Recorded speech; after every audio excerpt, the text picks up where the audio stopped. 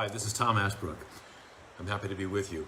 We're starting a little bit of an experiment today, AshbrookLIVE. It's on Facebook. I know, Facebook. We'll look for alternatives. But this is where we've got a platform right now, and the country is in such a situation that I wanted to find a way to begin to share conversations with you live streaming.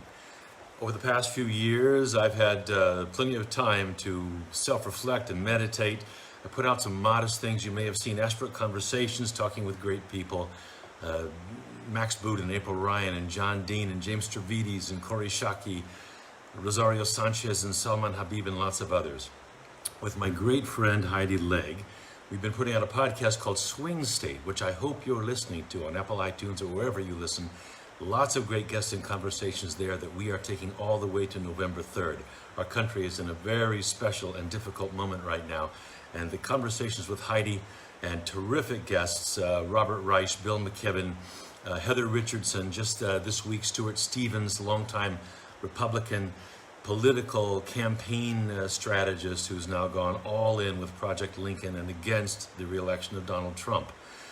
I've tried to be in the public conversation, but modest, done my kind of penalty box time and plenty of self-reflection along the way. But what we're looking at now in this country is so gripping that I wanted to find another way to be part of the effort to find our way as a nation. Today, I'm bringing in a wonderful guy out of Georgia, Daniel Blackman. He's a great American citizen in that he is so engaged in the public life of his community and in the great dialogue about what this country should be. A couple of years back, 2016, he ran for state senate there in Georgia, in the Forsyth County. He's up for public office again. This is an environmentalist and a human rights advocate. And this time he's running for the Georgia Public Service Commission, which keeps track of, among other things, energy production and its distribution and sale in Georgia, which with everything going on around climate change, we all know is a big deal.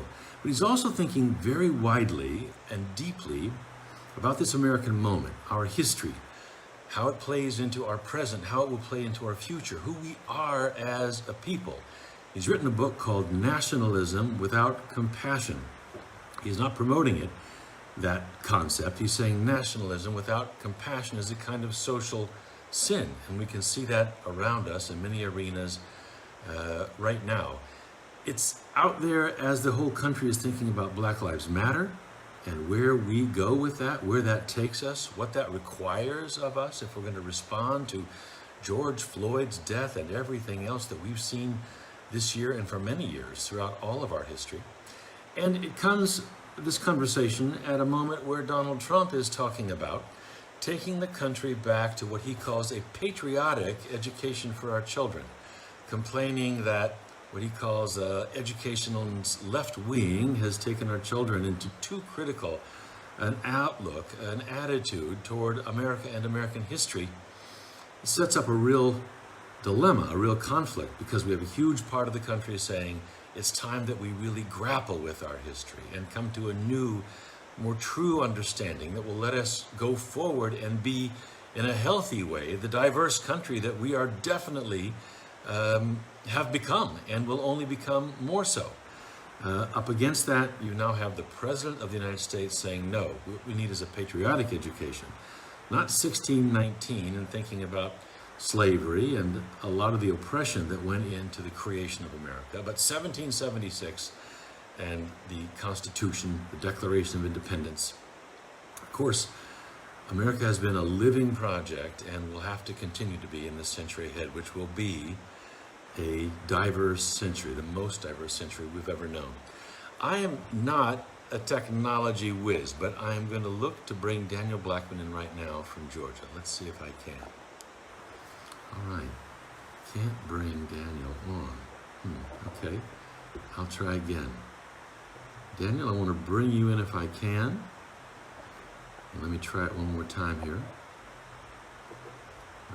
Hello, Daniel. Okay, allow. Yes, please. Daniel, if you're watching right now If you can just make that request once more, I'd love to bring you on. Let's see how we're doing. Yes, Daniel wants to be in the video. I want Daniel in the video. Approved. Daniel Blackman joining us, I do believe, from Georgia. We're going to get this down, but you know, it's one step at a time. Daniel Blackman is coming in. I watch plenty of these and enjoy them, but it's the first time I've really done it myself in this way. Here we go. You should have with us shortly. Daniel, hey, hi. My friend, can you turn your there we go. Yeah. There we go. Can you turn it vertical? If you turn your phone vertical, we'll be in the same. My kids, yes. My kids make fun of me too often, man. So we gonna work this out, man. Okay, how are you? We'll work it out. There, I'm great, and I'm so happy to be with you. Thank you very much for taking the time to be here today. Listen, you are an active citizen, and I am very grateful for that, especially in this time. Before we talk about anything and everything else, tell us about your campaign. You have won the Democratic nomination to compete to join the Georgia Public Service Commission. You're up against the Republican incumbent, Bubba Jr. And tell us what's the race about? Why are you running, Daniel? I think I'm catching a little feedback, so I want to make sure I can hear you correctly.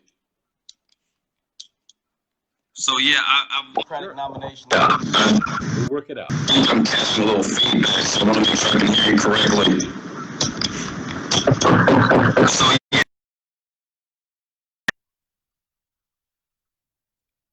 Wow. Daniel, I don't know what has happened to our connection right there. We're clearly in the experimental phase of this operation, and that's okay. Daniel, if you can hear me, you're frozen on my screen now, and I hope you can get back in the groove and return to us.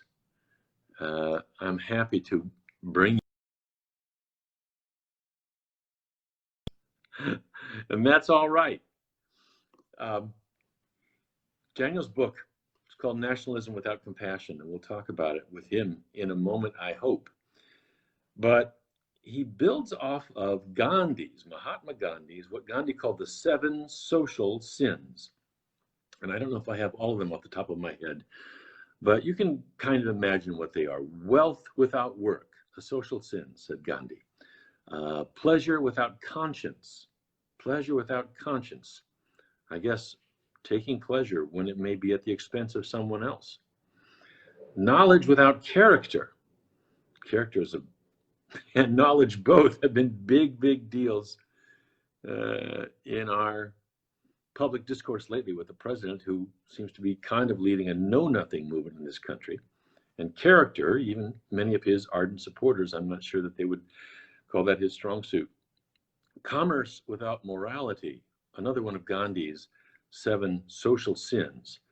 And we can easily see how that plays out to the detriment of a lot of people if you got commerce with no morality. Daniel's focused on nationalism without compassion. I'm hoping that he's coming back to us in a moment here. I've been in Europe a lot this summer, in Germany in particular, and spoke from there a couple of weeks ago with the great historian, German and American historian, Peter Fritsche, historian of German history, about Nazism and the rise of Nazis and Hitler.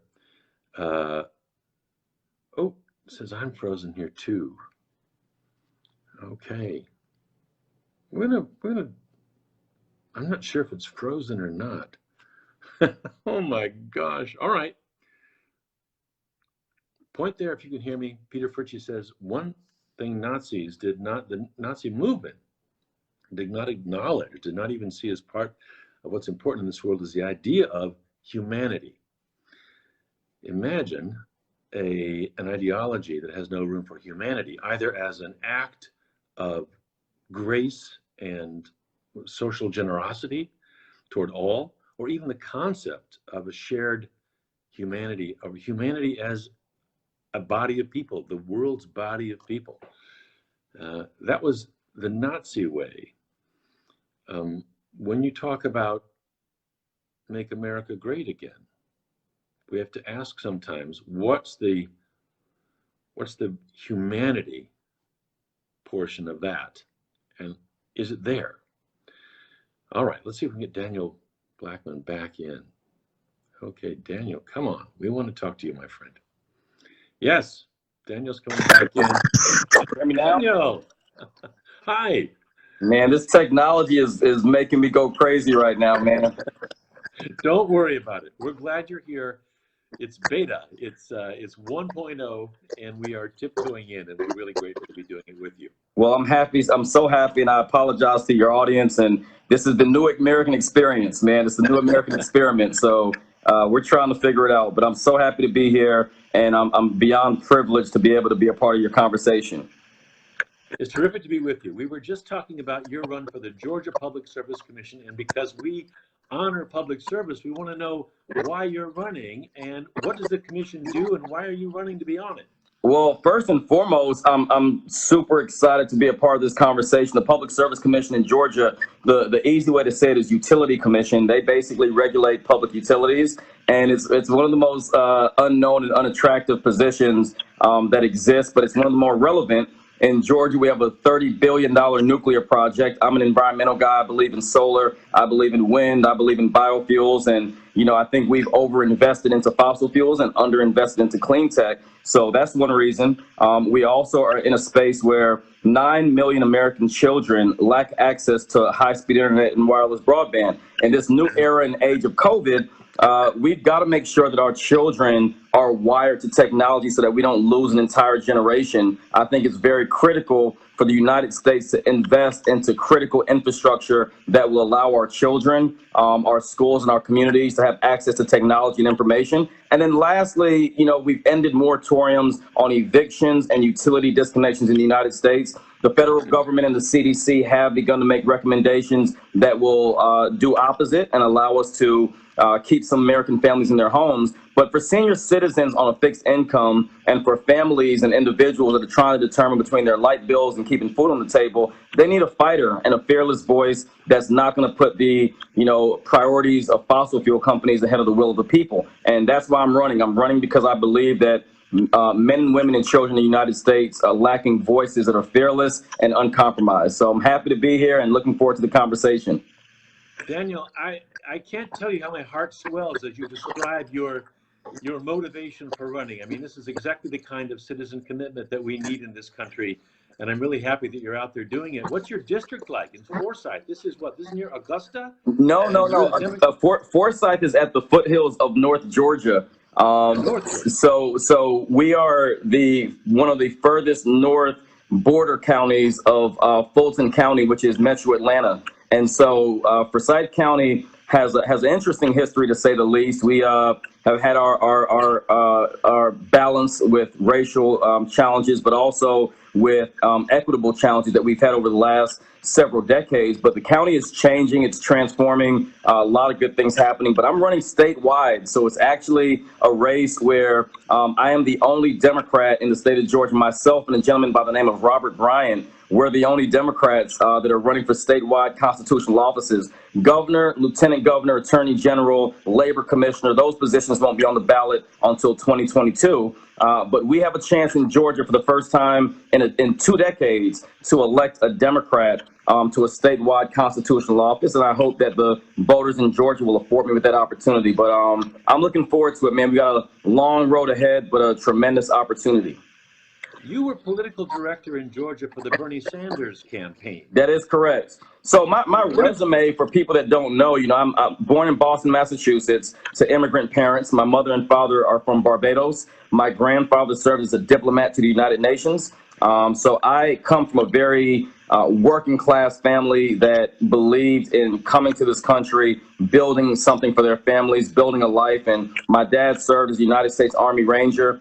So I was born in Boston, moved to Vicenza, Italy. And then from Vicenza, Italy, we were relocated to Georgia. I went to Clark Atlanta University and began my political career here. When I became Bernie's political director, initially I was really courting the President Biden, Vice President Biden, because I was appointed to 2 White House initiatives. But at the time, as you all know, and many in the nation know, his son died of brain cancer. And, history changed, and Hillary decided to run and Bernie ran. And I got a call from Bernie, and he asked if I would come onto the team. And I took some time to really ask. And what really attracted me to Bernie at the time was that Democrats had not yet formed a platform around racial justice, criminal justice reform, livable wages. There were so many issues that I felt that Democrats weren't taking the lead on, and I wanted to do a better job of making sure that we identified those issues and fought for the things that young up-and-coming voters really believed in.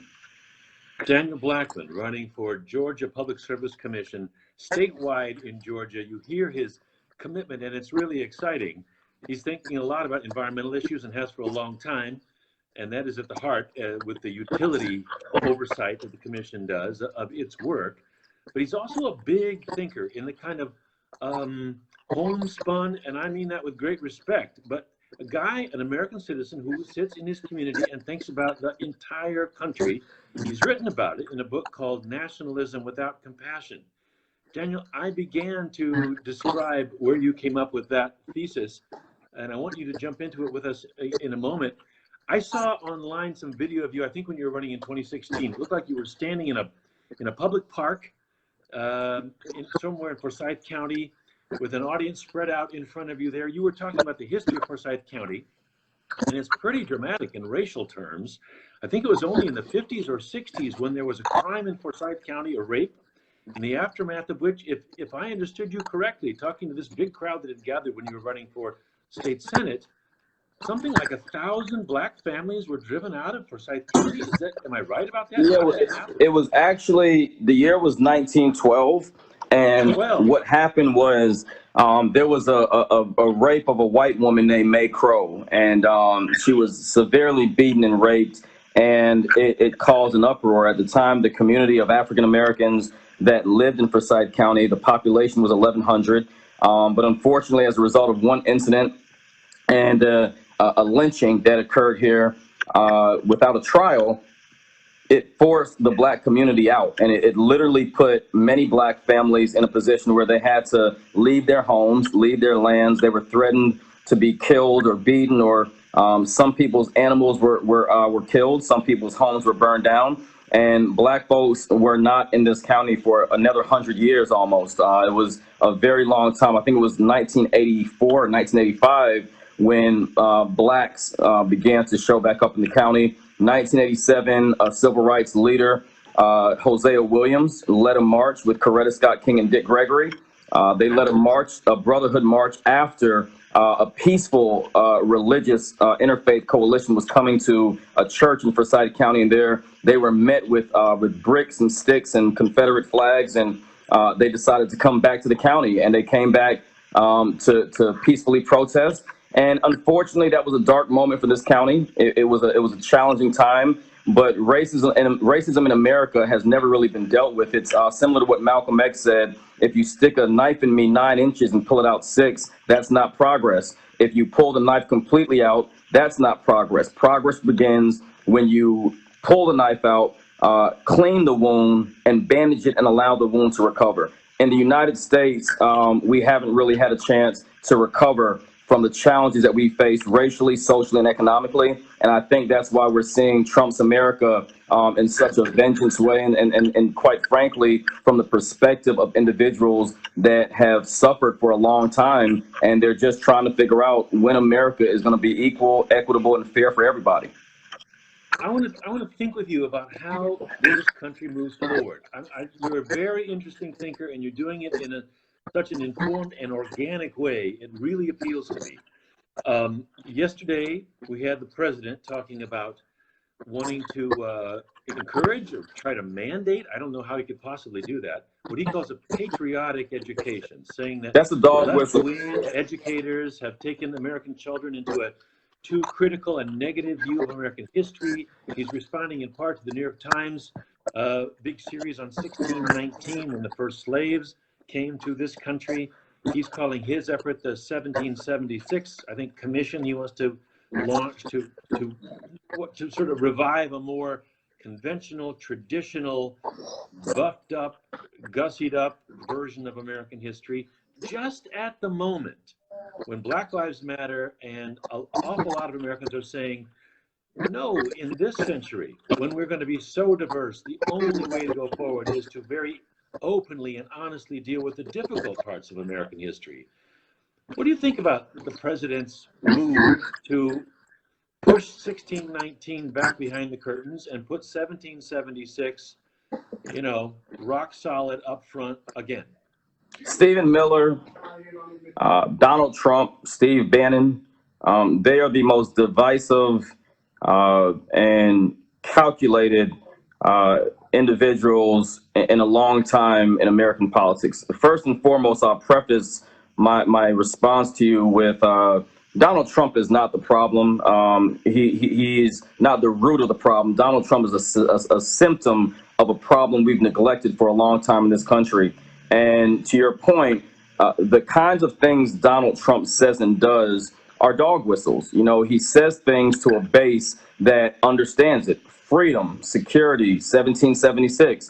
Who doesn't want freedom and security? I know I do. I know my 3 black sons do. I know you do. So when he's saying these things about protest and he's talking about there are bad people on both sides, essentially what he's saying is, he's giving individuals that are on the fringe of our society a pass, if you will, to have and share some of the most extreme views. Look, I don't fault anyone for voting Republican or having conservative values. I come from a very moderate family. But the challenges that I have when you hear something about a 1776 commission is we never truly taught the history of the United States. Let's start there. In Texas, within the last 6 years, they tried to change their textbooks to say that slavery was immigration. This country has always had a challenge with accurately and adequately teaching history, whether it's the apologist movement from the civil rights movement, from the Civil War, where people like myself in the South,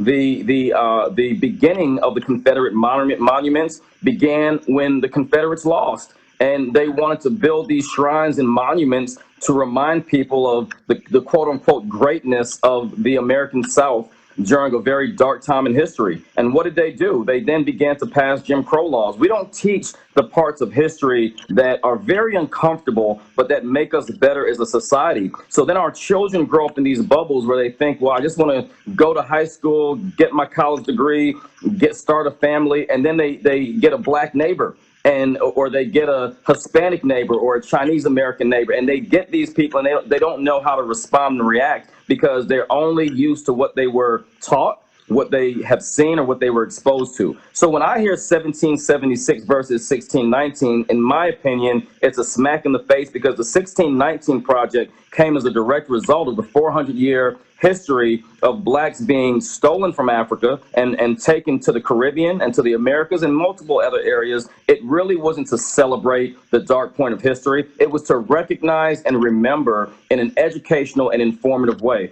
What the president is doing with this 1776 commission, or whatever it's called, is he's trying to form a wedge to say, hey, I'm going to draw a line in the sand and show you guys where I'm standing. And I don't think that's fair. I think it's open room for dialogue and conversation, but not the way that he's been doing it, because it causes division and not opportunity for us to come together as a society. But how do we do this? And this is what I really want to dig in with you on, because you've thought about it and written about it so eloquently. Yeah. 1619 is absolutely vital for us to acknowledge the history of oppressed slave labor and look at Native American history and all the rest. We have to stare it straight in the face if we want to move forward in an honest way. Granted, at the same time, 1776 was a big deal. This was a new political vision, declaring independence from a monarchy, celebrating democracy, incomplete, and with oppression baked into it in the first Constitution. Slaves counted 3/5 of a person and women not given the vote. Nevertheless, it was a very big step forward. How do we embrace all of this American history, Daniel? How do we honor the advance that those white men did make in 1776 even as they owned slaves, even as they didn't create a perfect union, but promised to strive for a more perfect union. How do we honor all that at once? I don't think you can in the current tribalized society we're in. And don't get me wrong, I'm not trying to be a pessimist. I'm very optimistic that we'll get there. I think what we need to do is first be fearless in our approach. And the reason why I named my book Nationalism Without Compassion, not to pivot, is because I believe in nationalism. I believe you should be excited about your country. I call it patriotism, but I believe that having a love for your country and an admiration for your country is okay, even in your country's flaws. We've seen country after country, empire after empire that has had great accomplishments and contributions to society and have been extremely flawed with the way in which they were that they interacted with the global parts of our cultures and our communities and our countries. And history will record their successes and their failures. I believe in my heart that the only way we get there, a lot of conversations that have been held in the United States around recognizing and remembering is around reparations. I think there needs to be two things. One, there needs to be an educational, the most massive and most highly and heavily funded public and private partnership to reform education. It has to happen. We cannot afford as a society to not educate our young people, and we have to make the investments the same way how we can spend hundreds of billions of dollars to fight foreign wars. We should be willing to invest hundreds of billions of dollars to restore and reacclimate the educational infrastructure in the United States. We need to really rethink how we teach civics. We need to make sure that we're teaching young men and women in this time what challenges we face and the challenges that nationalism has brought. When in my book, in the introduction, I break down nationalism from Nazi Germany all the way to the Black Lives Matter movement. And I show in this process the opportunities we missed with the Civil Rights Movement, with the women's suffrage movement, with the Chinese Expulsion Act. We show point after point, time after time, how America has fundamentally missed an opportunity to become the experiment that we've been a part of for so long, even with our Native American brothers and sisters. So the only way we're going to be able to do it is for an administration to be fearless and unapologetic, that we have to really rethink, restructure, and reinforce the way in which we celebrate culture. I hate the word tolerate. I just hate it. I hate when people say that, well, I'm tolerant. Tolerant just means that you're willing to put up with me even though you don't agree with me. We've got to get past this space of being tolerant and being empathetic and being compassionate, understanding that what makes us different makes us strong as a country. So we've got to think about how to reform education. We've got to think about reinvesting in the communities. You're freezing up on me there for a minute, Daniel, and I hope you come back. I hope you can see me at the moment. The point at which I really want to dive in, and I pray we can get to it. Technology is great when it works. Is where you talk about e pluribus unum. We all see it from the many one. Read you anyway about whether that can be our vision.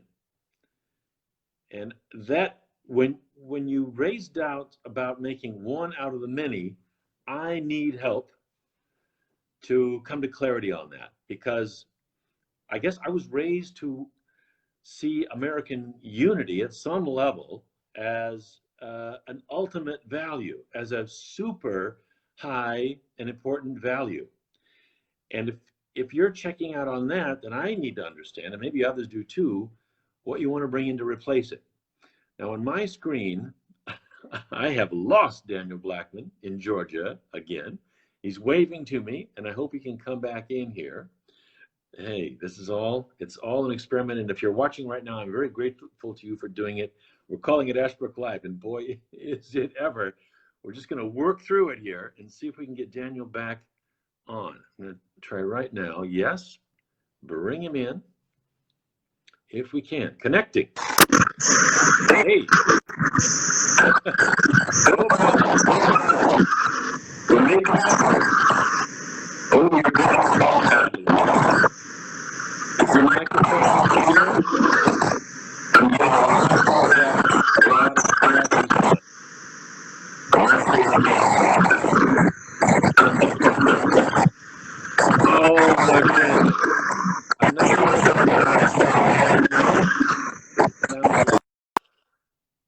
silence, stomping on microphones. It may be. Oh, let's try one more time here. Daniel Blackman, the book is Nationalism Without Compassion. He calls it a sin. But it's interesting. You hear him say he's not opposed to nationalism, even after studying Nazism, kind of the ultimate. Nationalism gone wrong. Daniel, but I've got a lot of things okay. What's he doing? If anybody's watching, in there for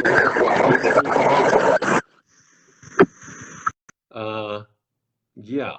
Oh man. Okay. I will recite this again later, but while Daniel looks at his end, this caught my eye in this last week. Looking at the Black Lives Matter movement and what has happened to its support over the summer, while it's been so prominent and dominant in the news, being pushed aside a little bit right now because the presidential campaign is getting so hot and will just get hotter. Nevertheless, the demand for change is there. The marker has been laid down, but support for the Black Lives Matter movement is dropping. And we've got a new Pew report out this week that says overall in the United States, support is down from 67% in June, make of that number what you will, to 55% now. Among whites, it's down from 60% to 45%. Blacks, support for the Black Lives Matter movement, holding very steady at 87% in June and now. But it is falling. And Democrats, it's still very strong, 88%. But for the support for Black Lives Matter among Republicans, 19%. 19%. Overall, across the board in the United States, really a significant fall off just in the... Daniel, I see you again. Let's see how our audio is working now. Can I hear you? No? Yes. Hi, are you there? Can you hear me? All right. I'm here. We're back. Okay, two things that I've been tap dancing here while we got this fixed on two fronts. One is I want to talk about e pluribus unum with you, from the many one. Out of many one. Yep, I read in your book what I read as real skepticism about that as a goal, as an ideal. Am I right about that? Somewhat. I wrote the book to challenge the reader if the fundamental values in which our nation was built and established on still apply to where we are today. I believe that the short answer is yes, I do believe that we have the ability to make that statement very real. The reason why I'm optimistic is not because of you and I. You and I have been around for a good while. But for the young people, the teenagers and the 20-somethings out there that are protesting, and I don't mean burning stuff down and breaking things. I mean the young men and women that are out there are saying, we're not going to stand for it. I believe that this generation will fundamentally do what we saw in the 60s, which is a young generation that steps up, stands up, and fearlessly fights against the system. And so, yes, I wrote that to challenge, but to also put it into perspective. But you say in the book that it's too optimistic. I'm roughly quoting you here. Too optimistic to hope. You talk about the old melting pot goal, which was you bring in people from all over the world and they melt into one model of American. You say it's too optimistic to hope to melt down our differences into a shared ideology of Americanism. I think even now in 2020, it's worth explaining why, because despite all our divisions, I think people have a hard time picturing the country if we don't have a shared sense of what it is to be American, if we don't have a shared ideology of Americanism. What do you mean? Do you think that's impossible? And if it's impossible, what I mean is that you can't throw the baby out with the bathwater. You know, you cannot see a person of color and not take the very real differences that exist. When I hear people say that they're colorblind, I don't understand that statement, because color exists. When I think of Americanism, I think of this melting pot, yes, that does exist, But let's be very honest and critical about the fact that there are very different things about our cultures. There are certain things that Black families do that white families do different. Do we hang out with our kids? Do we watch movies? Do we go out to eat? Of course. But there are just certain traditions and value systems that that quite frankly make us different. I'll give you an example. The way in which most white families raise their children and most Black families raise their children in this era of uncertainty as it relates to engagement with law enforcement, right? Well, yeah. That doesn't mean that we don't all want to, our kids to come home, or our families or our spouses. It's not what we're saying. When I give that statement about this melting pot, I'm saying let's stop thinking that we can take, that we can cherry pick the great things about a culture or society, and then everything else that we're not comfortable with or that we don't like. For instance, with the way in which most Black people wear their hair in the United States, a lot of folks, when they look at their resume, oh, you went to Harvard, oh, you went to Yale Law, oh, wow, you worked for Goldman Sachs, like, okay. And then when you come to the interview, you have dreads down to your shoulders, and it's like, I don't know about, I don't know about Derek. It's like we can't see those small cultural differences and allow them to impede our progress as a society. So that's what I mean when I talk about Americanism. There's certain things that reflect our culture. I've only been to the Caribbean maybe 3 times in my life, and I've only been to Africa once. I'm more American than anything else. I was born here, I was raised here, I know the history, but my skin, my culture, the way in which my 13-year-old wears his hair, that is a direct result of our ancestry and our heritage. And I'm not willing to allow that portion of our lives and the lived experience to be compromised to make other people comfortable. So you're saying you see the hope that we can be on the same page, but we can't do it if we deny differences, or if we just, as you say, tolerate them, which is kind of the equivalent of saying, I'm doing you a favor by exactly your existence. It's not a favor. We're to be equals here. We're to be equal fellow citizens. But it's a long step to that from where we have been and where we remain today. You say it's going to take the billions in investment in education to get there. Let's say, God knows. I mean, maybe, who knows? Maybe we'll be in some kind of terrible uproar, meltdown, civil war. I don't know what in just 40 some days time. But let's say we're not. Let's say we get to the other side and we keep moving. We keep heading in the direction that you're describing. There's a lot of work to be done. So much to be done. What do you see this America that you're dreaming of? What does it look like to you on the other side?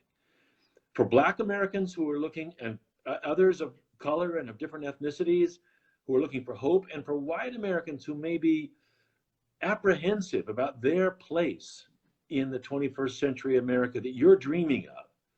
What does it look like in terms of race, social standing, shared perspective? If we get there, what's it feel like? What's it look like? How's it different from what we've known, Daniel? That's a great question. And I think a lot of people have their vision, their views, and their perceptions of an America that will truly be what our Constitution says. And the America I see is an America where we have the same access to clean energy that white communities have. 68% of communities of color are in proximity to a fossil fuel facility. The America I see is, in Black communities, there's a check cashing location, gas stations, lack of access to healthy food like Whole Foods and different options. You have to change your zip code to have access to good food, to good restaurants. The America I see is an America where we have equitable communities, areas where our streets are clean the same way affluent streets are clean. And this is not just an issue about Black and brown people. It's about poor whites as well in rural America. And that's why Dr. King, before he was assassinated, you got to remember, Martin Luther King Jr. and Bobby Kennedy were assassinated 61 days apart. Both of them, in the latter part of their lives, realized something that trumped race. And no pun intended when I say Trump. It trumped racism. And it was the plight of the largest voting base in the United States, which is the poor. Dr. King with the Poor People's Campaign, and Bobby Kennedy going to Appalachia and traveling by train to many of the poorest cities in the United States. They both lost their lives while they had realized something fundamentally different about the American experience. and that was that the least and the most under-supported, under-connected, unheard, and unsupported voices in America are the ones that can truly bring us to this space of greatness. We have neglected folks, and let's be honest, and I'm going to say this real quick without taking up too much time.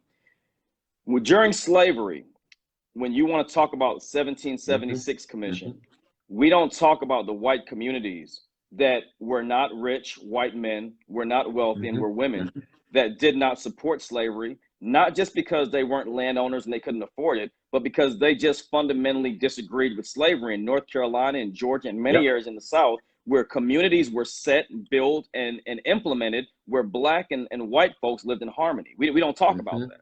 So when I think of the America you just asked me about, it's a way where, look, let's be honest, we're going to have differences, but let's make our differences equitable.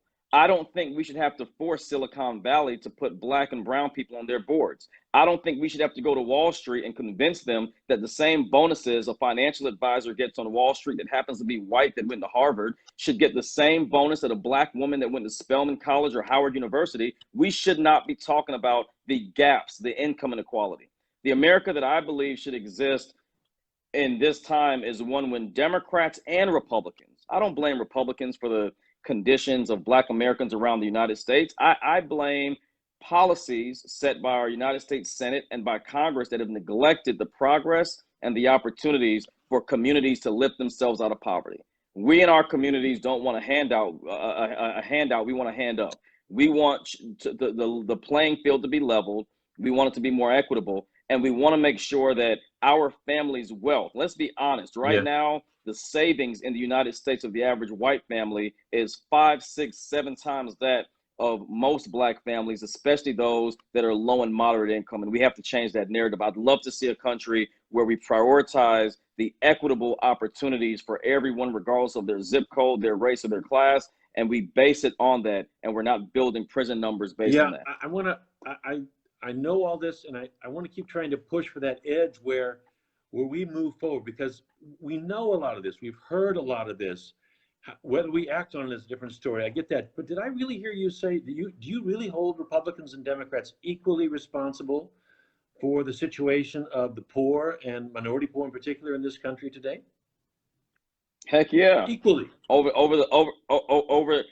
I'm not going to say equally, but I'll say that we can't. Look, I'm a Democrat, but let's be honest. Even when you look at the New Deal and how the New Deal was presented, and how black folks were not given access, the GI Bill didn't support black soldiers the same way it supported white soldiers. Right. When housing was increased, this is, we can't solely blame Republicans. And what I'm saying is, from the 40s, from how black soldiers had to ride behind Nazi soldiers on trains. When you look at the 50s and the 60s, you look at the Vietnam War, you look at every single aspect of society, the crack cocaine epidemic. When it was crack cocaine with communities of color, let's be honest, it was criminalized. Now that it's opioids, it's funded and it's medical. Look at the crime bill. I think Biden and Kamala would make a much better administration than the current one we see. But when you look at the infrastructures from the last 50 to 60 years, a lot of the policies that have been made, I'm not just talking about good Democrats that have been doing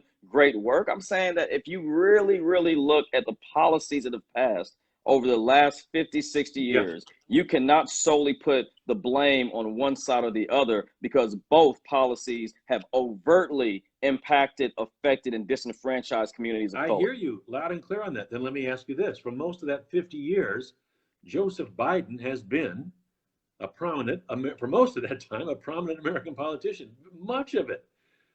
Agreed. Do you see him as really taking a different path if he's elected to the presidency?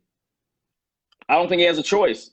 I don't think he has a choice. I think this is going to be the first time in American history where a Democratic president, at least a modern day Democratic president, because we know about, I'm not getting into Dixiecrats and all that kind of stuff. The modern day Democratic Party has never been at a point where we have seen this much heightened challenges with us in a position of, and here's the thing that I want to say is a great opportunity, because you asked about how we change that.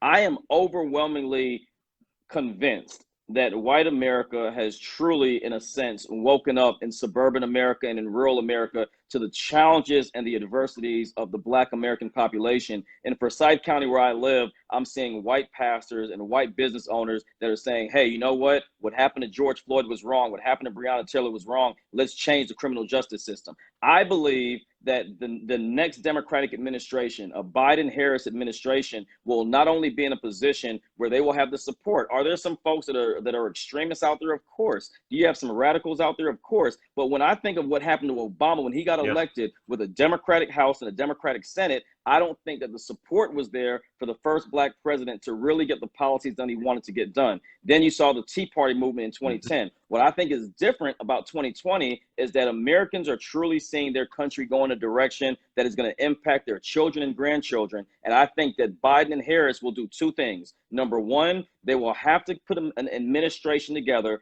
that reflects the current state of America and where America is going to go. They've acknowledged the fact that Joe Biden is old, and in the event that something happens, Kamala Harris will be our next president. I think that they're going to surround themselves with very smart people, and I think that they're going to have to form, not necessarily through executive action, executive orders, but I think they're going to have to make some really strong policies that tell us what they're going to do in this first administration, but also going into a further administration. And they're going to have to be on the ground immediately and not in the long-term Daniel, future. what keeps the pressure on for that to happen? While we were having our technical difficulties there, I was reading the latest returns, and this is a Pew poll, Pew Research out this week about the Black Lives Matter movement, which in a way is the base that you're talking about this pressure coming from. It's the and it is support among the American public is falling.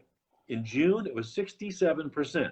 Now that's not 90%, but it's a full and strong majority.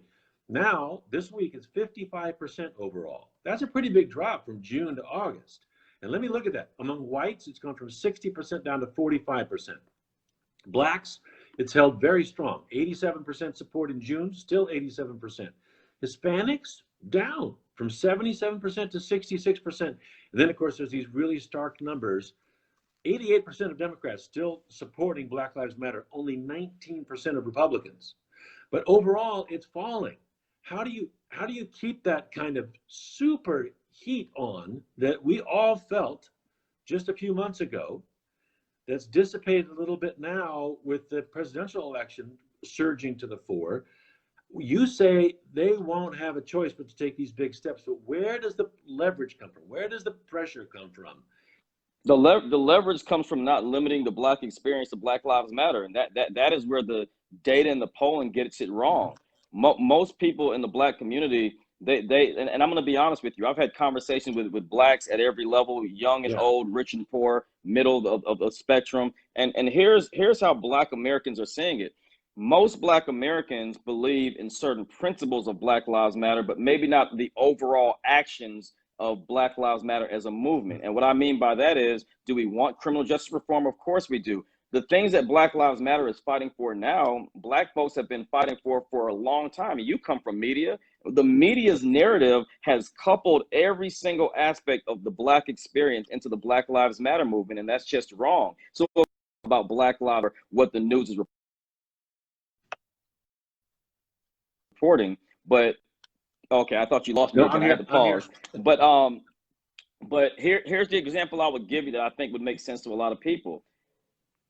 Equity as it relates to pay, the unemployment rate, access to capital, those are things that Black folks have been fighting for. Criminal justice, prisons are being built based on third grade reading scores. Black folks are issue-based voters that are saying, look, a lot of what Black Lives Matter is fighting for is already what we want. And all of us are not. It's not like Black Lives Matter is the NAACP in a sense that they're having their conventions and their membership. They're saying the idea and the basic premise is the police interactions with the Black community. I think sentiment is dropping because we're losing control of the narrative.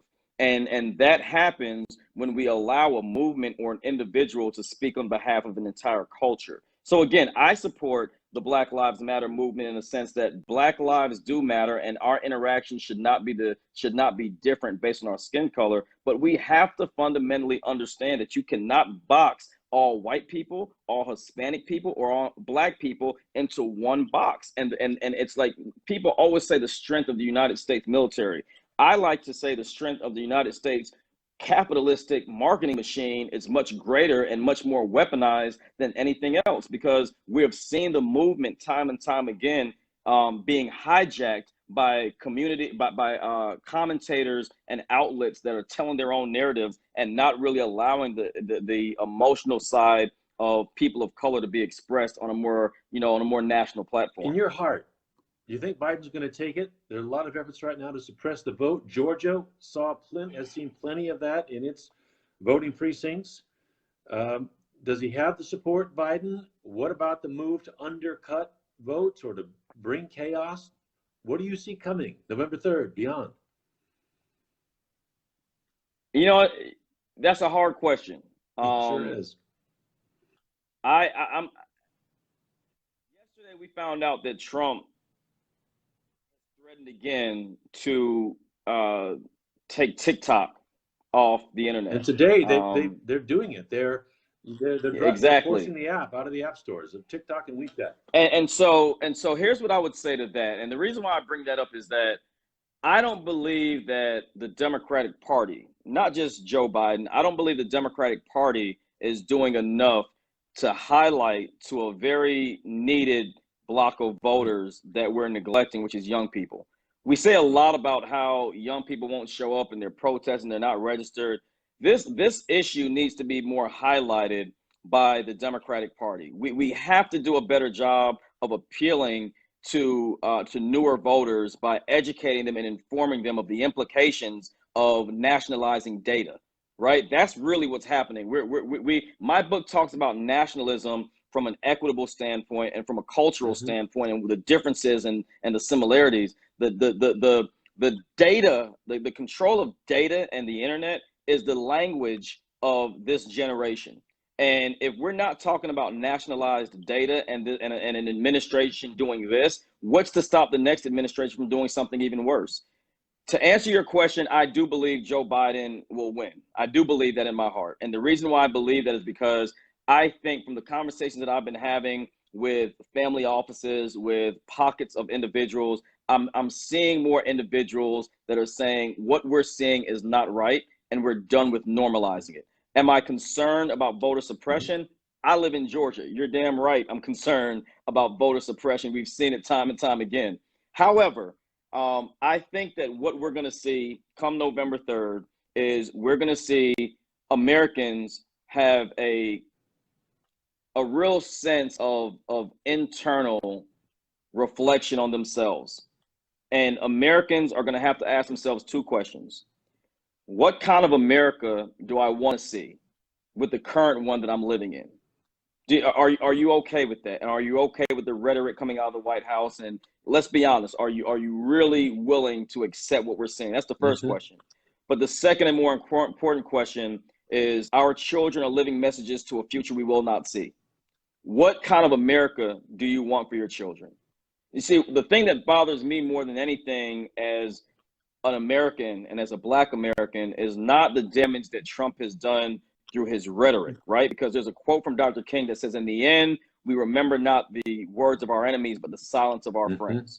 And too many of our white and Democratic brothers and sisters, and even our Christian conservative brothers and sisters, are complicit because they may not be racist, they may not be apologists for the president, but they're real quiet. They've laid hands on this president. We've all seen it.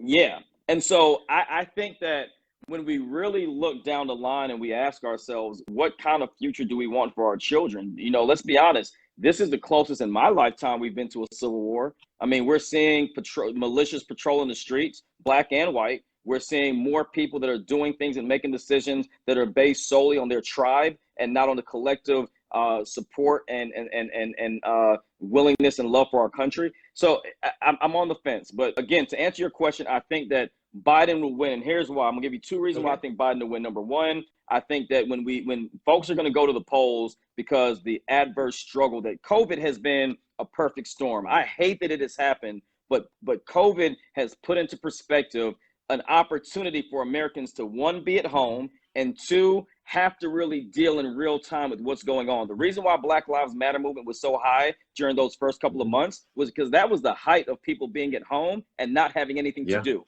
You didn't have any sports, you didn't have any entertainment, so you couldn't shut it off. So what you had to do was you had to deal with it. Now that the NFL and Major League Baseball and everything is back on, you're no longer as invested into it. So you want to know why those numbers are going down? Because we're starting to normalize sports and entertainment again, and people can turn the channel and shut it off. And they're saying, hey, dude, I just want to see if the Celtics are going to make it to, and that's a shameless plug, 'cause I'm from Boston. They're just saying, hey, I just want to know if the Celtics are going to win the championship. I just want to see, my baseball team. Like, people are now having more of an option, and Black Lives Matter is no longer their priority. So that's why I think those numbers are going down. Well, but if the second thing to why I think that it'll win. So the first is, I think because of COVID and everything, people emotionally are going to be more drawn to wanting to be on the right side of history. The second part is, I think that men and women in this country are at a point where they really, really, really have seen the damage that could have been done from electing the wrong individual, and it's irreparable. And look at our court systems, look at the appointments that have been made. There's a lot of damage that can only be reversed by the current election coming up, and that's on November 3rd. Daniel, talk to a white voter who supports Donald Trump, and there are a lot of them, who is fearful of the future that you aspire to, that not just you, that many Americans now aspire to, that really embraces our diversity, that looks back at our history and treats it more honestly. Speak to that white voter who is fearful of a future in which they feel they may be marginalized, or they may be the target of cultural revenge, or sidelined somehow in an America that embraces its diversity more fully. Speak to that voter. What do you say to them? John F. Kennedy said that we have nothing to fear but fear itself. When Nelson Mandela was elected president of South Africa, the whites that were in South Africa feared an uprising. They feared that what was done to the blacks would be done to them. And quite the opposite happened. The reason why I bring up those two examples is because you have to ask yourself, as a white American, what is it that you're really being fearful of? And you'll never tell me. But I'm saying most white Americans, you have to have an internal moment in your own life that answers that question. I'll say it. Can you hear me? Yes, I can. Okay, I'll say it to you like this. I was with Bernice King. Bernice King is the daughter of Dr. Martin Luther King. Yeah. And she gave this example to me in a private conversation. I'm sure she'll be okay with me sharing, where she said, America has to make a decision to look at themselves in the mirror or through the glass, right? And what she meant by that was, we can either watch TV and watch the protest from a distance, or we can go and look in a mirror at our own reflection and ask ourselves, what is my role and what is my part in what I'm seeing? And if you don't like what you're seeing, that's okay. But what is your role to make it better?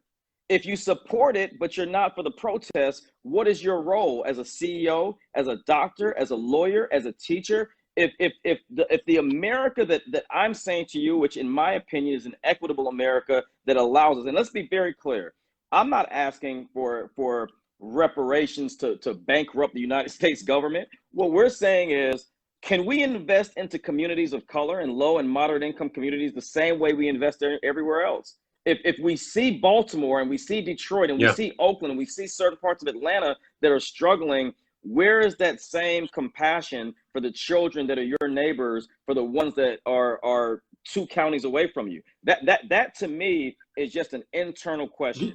And I think the problem is most people are afraid of what they have to give up more than the adjustment that they're going to have to make. Do you believe that most white Americans, given all of our history and what whites have become accustomed to, can they live without white supremacy? Be honest. I don't think so. Well, let me say it like this. I don't think that the relinquishment of power. I think that the ability, right? Because if you think about it, even when you say minority contracts in federal government, minority only also includes white women, right? Yeah. So I think that the power structures in place is what is the most fearful of white Americans. And again, I'm making an assumption, Okay. right? Because you said be honest. I think the fear is by the year 2040, this country will fundamentally, the hue of the average majority American will fundamentally Yeah. change. White Americans will no longer be the dominant majority in the United States of America. And I believe that white Americans are not so much in a supremacy mode as much as they're in a survival mode. That's what I believe. I think that many white Americans that are used to structures, that are in place are not so much afraid that black people will compete at their level. We're already competing at that level. I think the concern and the fear is, what does that mean for my grandchildren? What are the traditions? Because I don't know all the traditions white Americans hold true, whether it's the 4th of July weekend or it's Columbus Day. I don't know, right? But You know whatever a you lot. value is good. I mean, I know a lot, but what I'm saying is I don't know how valuable that is as a white American. Like for me, as a black American, let's be honest, Juneteenth was a big issue this year. But I wasn't celebrating Juneteenth every year for the last 10 years. But here's the question, Yeah. right? Here's what I'm Yeah. asking you.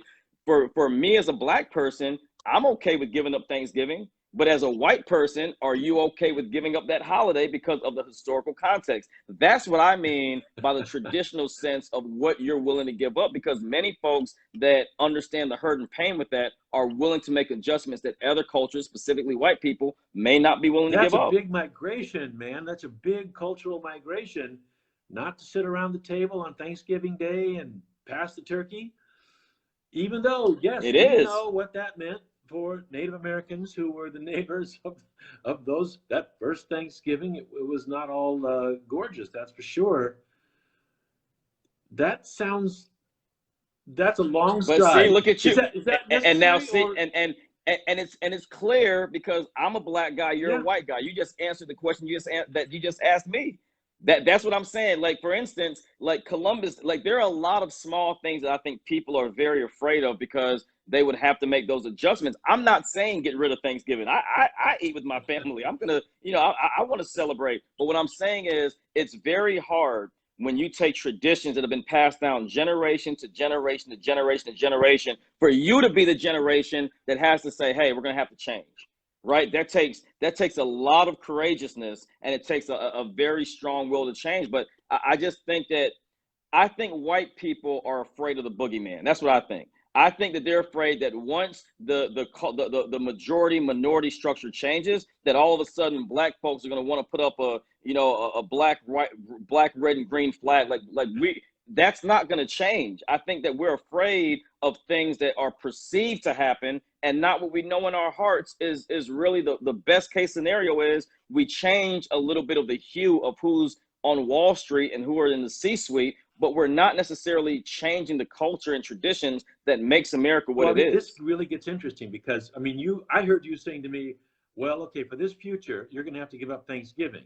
Then you saw the dismay on my face, not because I think Thanksgiving is perfect, not because I don't understand the ironies and even the tragedies that are baked into Thanksgiving, but because for me, that day is about family togetherness.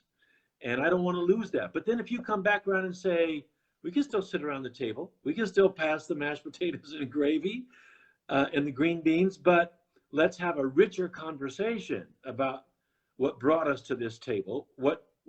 But see, and what you're saying though, what you're saying honestly is the problem with our society as a whole, right? Because here's the thing: I never said give up Thanksgiving. I said that's one of the things. Like, what if it came to something like that for to present a situation that what if that did change, right? But that is the thing. Black and brown people have been forced to compromise our culture, to compromise our heritage. You can't take a knee. You can't wear your hair like this. Well, hey, you know what? You can't wear a hoodie because if you wear a hoodie or your hands are in your pocket, I think you're a threat. We have been forced to compromise everything, everything. Our culture, our identity. We went from Negroes to nigger to black to color. And excuse me, I'm not trying to offend anyone. I'm just saying that black and brown communities have always had to make adjustments and compromise. So the minute that we're now saying, okay, well, what compromises are you willing to make is the example I gave about looking in the mirror or looking out a glass window. When you look in the mirror and you say, you know what? what is it that I am willing to give up? What is it that I am willing to compromise? Like, our identity has been shifted. We're still fighting. I hate that we lost Chadwick Boseman. That was Yeah. the first Black superhero. I mean, I grew up watching Superman and Batman and Spider-Man, and all of a sudden you get Black Panther on a featured film all over the world. Yeah, huge. 2008, we got a Black president. And so we're now seeing this sense of belonging for a lot of communities of color. And we're just saying, okay, can we take a knee? Well, that's unpatriotic. Okay. But now you've got get treated the players same. all over So the country taking that knee. I think people can come around on this. I'm excited by a future in which I still want to sit at the table. I still want to pass the turkey, but I can tell, I can tell a different story. I can tell a richer and fuller story if it's part of getting us to a better destiny, to a richer shared community, racially and ethnically and every other way. That's where I believe our promise lies. That's where we become really great, if you want to talk about becoming great. And I think that's the only way we really thrive and prosper in this century. It can be. But let me say this, right? Yeah. People like you and I have to do this more, because like when you think of it, our reaches and our ideas are not only similar, like we're saying very similar things. We're just thinking about how is it that we navigate through that. And our conversations in this country have for so long been divided, and we're not in the same rooms. And if we're in the same rooms and we understand each other's struggles and what's important to us, I think we would navigate the direction and the trajectory our country is taking. Look, and not all the history is ugly. You talked about Juneteenth and how that's come back. And of course, that's when Black slaves in Texas got the news that of emancipation. Now, my great, I don't know how many greats, Uncle Marcus, that news came to Corpus Christi, and Union soldiers brought it there. And Corpus Christi is where my great uncle, I guess, Marcus Cox, that's how far south his military service took him in the Civil War. For all I know, he was part of bringing that news to Texas. I feel a shared, I don't mean that the world became perfect after the Civil War, but people fought and died for slavery to go away and to keep the nation together on a different premise. Agreed. And my own family was part of that. So that is part of history too. It's not all bleak. There have been sacrifices made for ideals, and we can make them again in this century to become a better country. To me, that's where the exciting American future lies. But we see with this administration right now, and with the guns in the street that you're talking about, there's fear, there's anger when some of this progress takes place or is even talked about. We got some big bumps to get over here, and they've come faster than I imagined they would come. But and then you just answered the question you asked me in the beginning, right? And that question is about this 1776 commission. Yeah. We've got to learn from our history. 1619 wasn't just about Black people. It was about the struggles and the opportunities and everything that came out of from slavery to emancipation to where we are today. 400 years of oppression and challenge is not going to be figured out in an election cycle. So for me, I'm excited about the opportunity for what you said. How do we navigate ourselves into a new future? Yeah. You and I'm 41. I just turned 41 a couple of months ago. You and I, in the next 50 years ago, may or may not be around, man. Yeah. So I think that for the work that we have to do is put the infrastructure in place today for the young people and for the next generation to be able to navigate through this process that we've been trying to figure out for a long time. Well, we better get busy on that in a hurry, because there are people out there who would take it down a very dark path, and I agree. Be willing to do that soon. We know things can change. I mean, I read in your book, I think it was in your book, you grew up a Dukes of Hazzard fan. So oh, wow. So we know things can change. Yeah. Hey. I mean, really quick, that story for those that haven't read the book, Nationalism Without Compassion, you can find it on Amazon, is that I came to the United States with my dad from Vicenza, Italy. And when I got off the plane at the airport, there was a Confederate flag shirt. Yeah. And the Confederate flag shirt just stood out to me. And I asked my dad if I can get it. And the lady behind the register just gave me this look like, what the hell is he talking about? And my dad was like, no.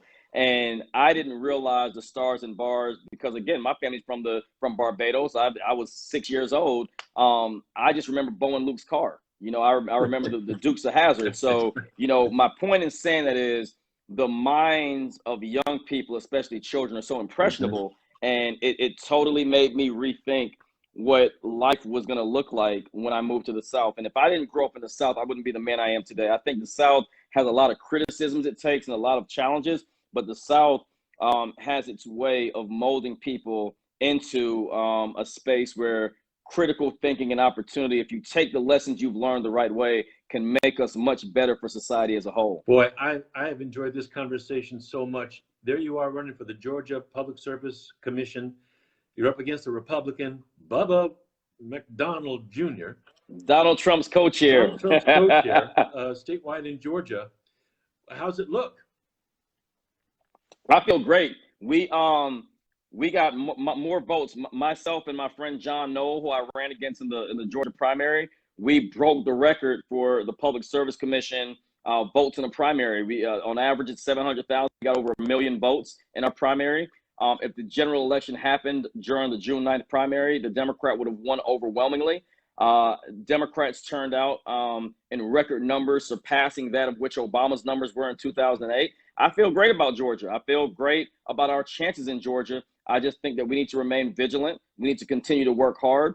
And I think on November 3rd, families that have been struggling with high utility bills, Georgia, on average, you pay about 20% of your paycheck goes to your utility bill. The national average is about 5% of your paycheck should go to your utility bills. Georgians are tired of high utility bills, and they're struggling with their kids being at home, not being able to access the internet. You've seen it 4 or 5 times on this call with us losing our internet connection. So, you know, I live in North Georgia, man. I mean, you know, people are tired of voting for people year after year, cycle after cycle, and having the same result. And the definition of insanity is to do the same thing over and over, go expecting a different result. If we don't begin to change the way we're doing things and the way we're voting, we're going to continue to be in a process and in a society that doesn't add value to our lives. Daniel Blackman, his book is Nationalism Without Compassion. His campaign is for the Georgia Public Service Commission. He's the Democratic nominee there.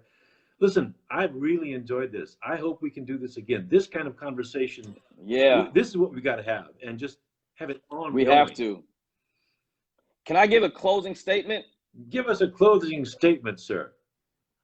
I want to say this to America, particularly to white America, to the divided and tribalized time that we live in. This is the best opportunity that we have to prove who we say we are. John F. Kennedy once said, an error does not become a mistake until we refuse to correct it. And I don't blame white Americans for the sins of their fathers. I hold us accountable for the future of our children. So I would encourage everyone to have real conversations with your children. These are the most exposed children to information and technology in the history of America. If you don't talk to them about it, someone else will. So to white America, to black America, to brown America, to America as a whole, let's do a better job of being our brother's keepers. Let's do a better job of standing up for our neighbors, for our women, for our children, for our society as a whole. I believe that our best days ahead. Many people see this as the darkness and the dark days of the U.S. and a time where our society may collapse. I see it as an opportunity for a rebirth and a new beginning. Either we have the darkness of the tomb or the darkness of the womb. I believe that what can come out of America after the November 3rd election is an opportunity for us to rethink, recreate, reestablish, and rebuild something greater than what we've experienced. Thank you so much for the opportunity. I'm eternally grateful, and I look forward to doing it again. Let me say amen and amen, if you would. Daniel Blackman, Nationalism Without Compassion, running for the Georgia Public Service Commission with us in Forsyth County. Thanks a lot. Thank you very much. It's an honor, sir, and I look forward to it. And you have a friend in me and my family. God bless you, sir, and I look forward to transforming our country together. Let's do it. Take care. Let's do it. Makes me feel better already. All right, Thanks. man. Take it easy. Have a good one. Bye.